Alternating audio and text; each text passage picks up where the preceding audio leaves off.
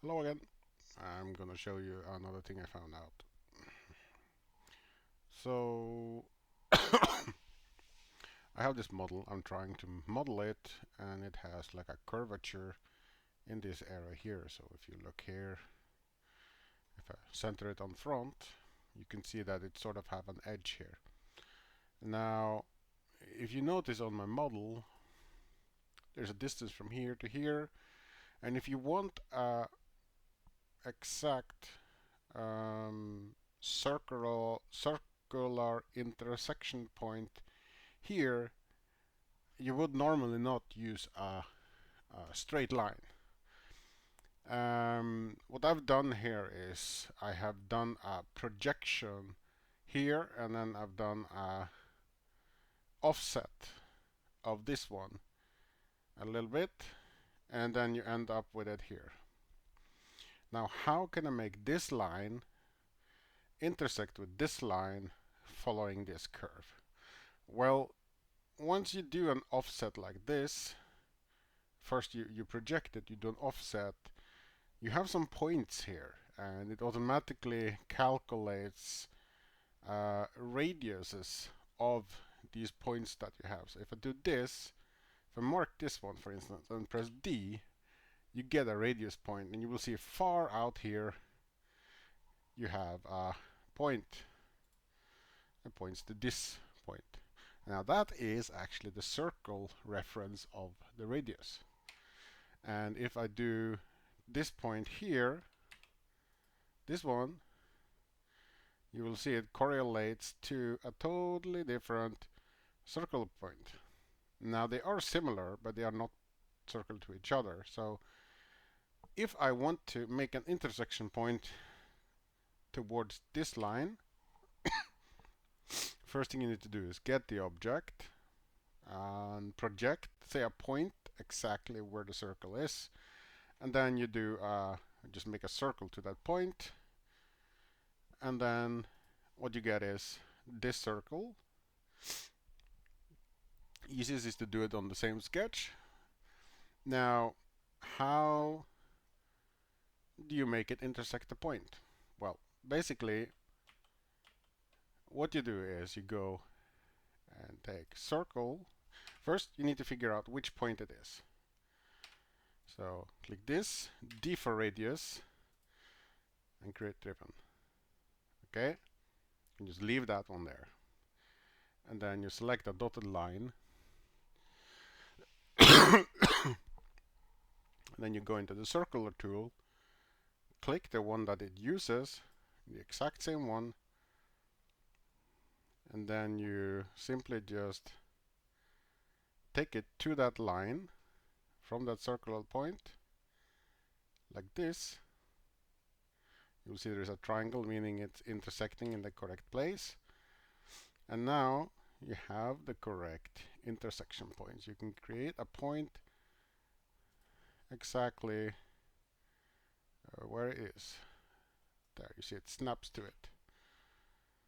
And you can do the same for the other side.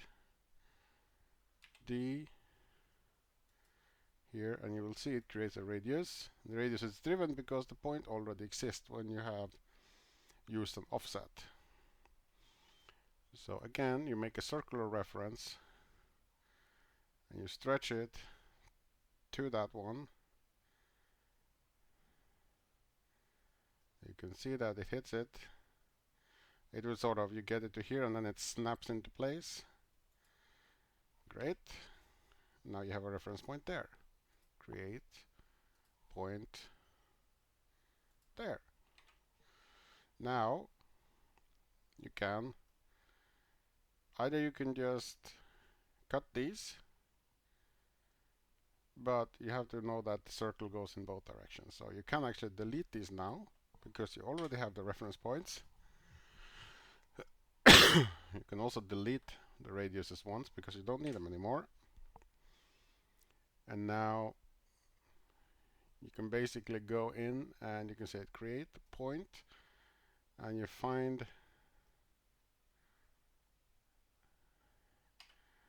you can figure out where is the point here. So there is the point.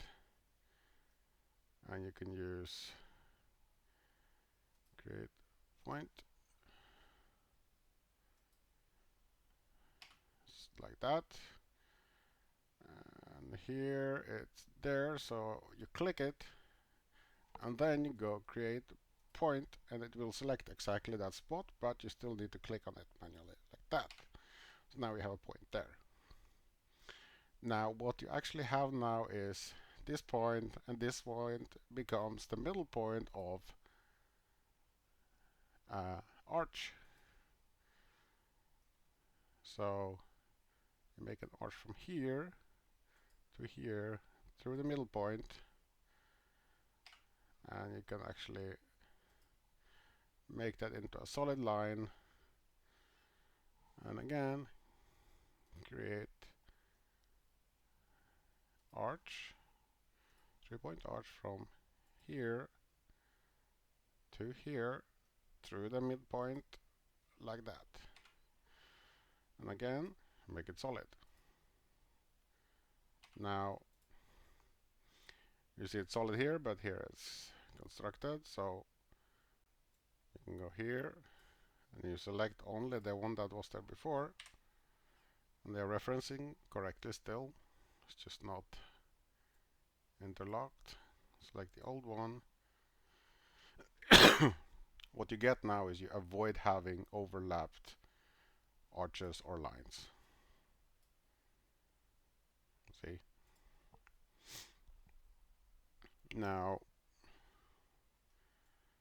my whole goal here was that I want to use that one, so that one is just a reference. You see? Now if you turn this on, you will see you made perfect circular lines going to the inner edge, and you can use those for later. So that was basically a quick tutorial on how to